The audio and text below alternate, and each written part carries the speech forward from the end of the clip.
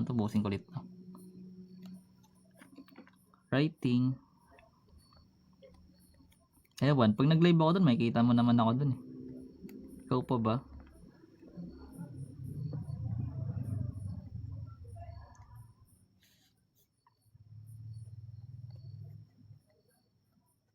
So ito naman guys is writing equation from 2 points. So basically, i-write natin to sa slope intercept form. So paano yung gagawin? So marunong tayo kumuha ng slope. Alam na natin yung equation ng slope intercept form. Gagamitin natin lahat yon. So recall lang natin ng slope.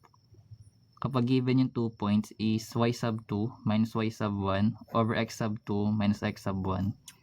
While yung y-intercept natin or slope-intercept form is equals to y or y equals mx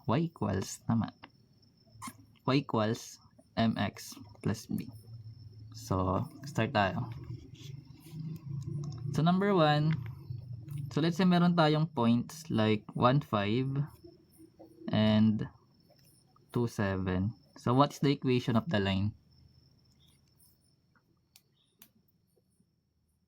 So, meron tayo dito guys, dalawang points.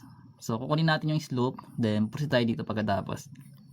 So, kunin natin yung slope. So, kunin natin yung x sub 1, y sub 1. Then, x sub 2, y sub 2. So, plug lang natin. So, meron tayong y sub 2 na 7. Minus 5. Over yung 2 minus 1. Wherein, magkakaroon tayo ng 7 minus 5 is 2. Then, 2 minus 1 is 1. Wherein magkakaroon tayo ng slope na 2. So ngayon proceed tayo dito guys sa kabila.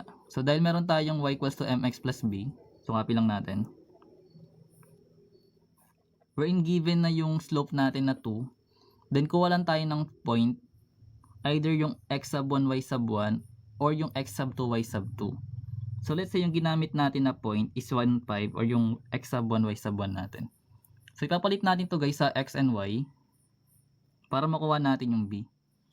So sa case na to, magkakaroon tayo ng 5 sa y. Given na yung slope na 2. Then meron tayong variable x na 1. Then makukuha natin yung variable b. Then sa case na to, magkakaroon tayo ng 5 equals 2 kasi 2 times 1. Then plus yung b. Then minus 2 lang both side. So makukuha natin yung 3 as the value of b. So kung meron tayong b na 3, then slope na 2, pwede na natin makuha yung slope equation of the line. So galing sa y equals to mx plus b, pa-plug na lang natin yung slope tsaka yung y-intercept. So magkakaroon tayo ng y equals yung slope natin na 2, then copy lang natin yung x, then yung b natin na 3. So ito yung equation ng line natin. Paano pag ibang point? Pares lang sila actually. So siyempre, ni-request na malakas kayo sa akin eh. So, kapag yung isang point yung kinuha natin guys, so remember kung meron tayong point na ginamit na 2, 7. So, gagawin pa natin yan. So, yung y natin is 7. Yung slope natin is 2. Yung x natin is 2. Then, yung b natin is b pa rin. Then, magkakaroon ka ng 7 equals 4 plus b. Then, minus 4 both side. So, makukuha natin is yung b na 3 pa rin. So, either of the points pwede mong gamitin. Walang ano doon. Basta marunong ka mag-integers. Then, mag-solve ng linear. Gets?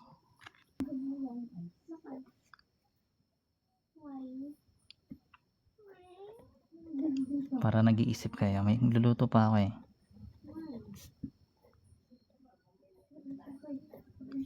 Ayan. So, let's say meron tayong slope. Hanapin natin yung slope. Na direct actually pwede na yan eh. Direct, kunin natin yung 8. Minus yung 5. Over yung 1. Minus yung 0. So, magkakaroon tayo ng 8 minus 5 which is 3. Over 1.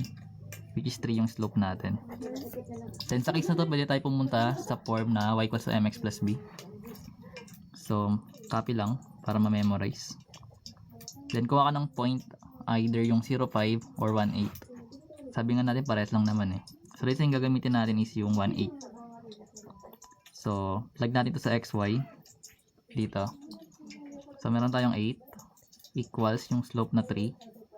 Then copy natin yung sa x is 1. Then yung b natin. Then after that, simplify na lang. So magiging 3 plus b. Then mag minus 3 both side para ma-isolate yung b. So matitira is 8 minus 3 which is 5. So meron tayong b. Meron tayong slope.